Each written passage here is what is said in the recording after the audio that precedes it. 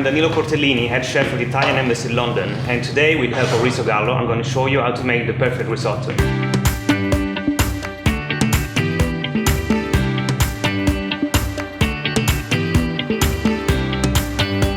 For some reason, people still think it's a really chefy recipe, but believe me, follow these few simple steps and you're going to make risotto with no stress at all.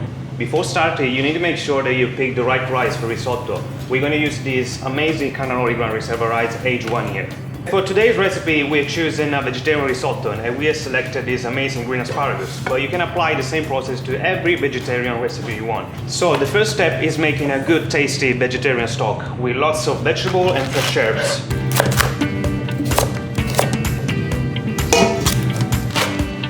We're going to add some salt and pepper, parmesan crust, just to add more layers of flavor to your risotto. I'm just going to wash this asparagus, use the wooden stove for the stock, and I'm going to use all the trimmings for an asparagus puree.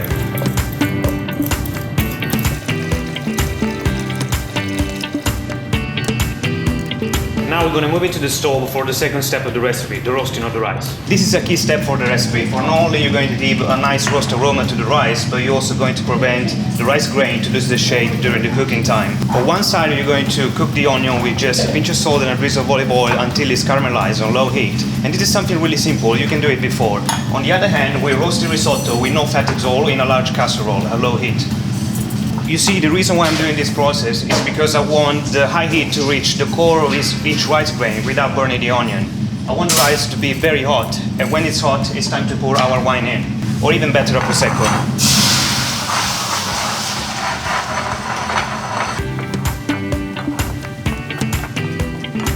Once the alcohol evaporates, it's time to pour in the hot stock, start the cooking time for about 15 minutes, and put our onion inside the risotto.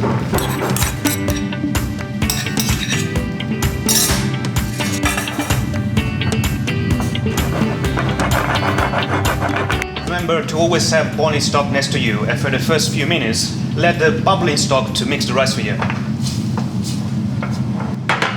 So we now have more or less 5 minutes of cooking time left, and this is when you want to be close to your risotto, you want to start stirring yourself. Now we're going to add the asparagus puree in, and chopped asparagus as well. At this stage, you also need to be careful and adding the stock just little by little.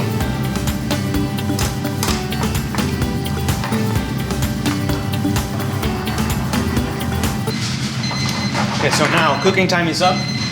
Let's move out of the heat for the mantecatura. The mantecatura is not only about adding parmesan and butter to the rice, but also about developing the natural creaminess and ooziness of the rice.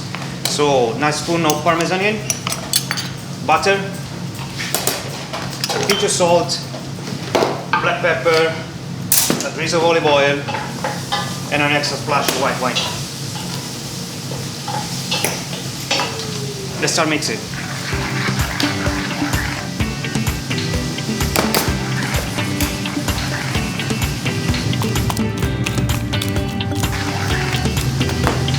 So now it's time to plate up.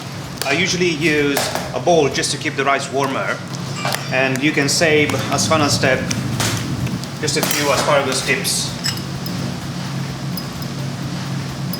And here we have it, a nice creamy al dente tasty asparagus risotto, good as starter or main course, ready for your guests in just under 18 minutes.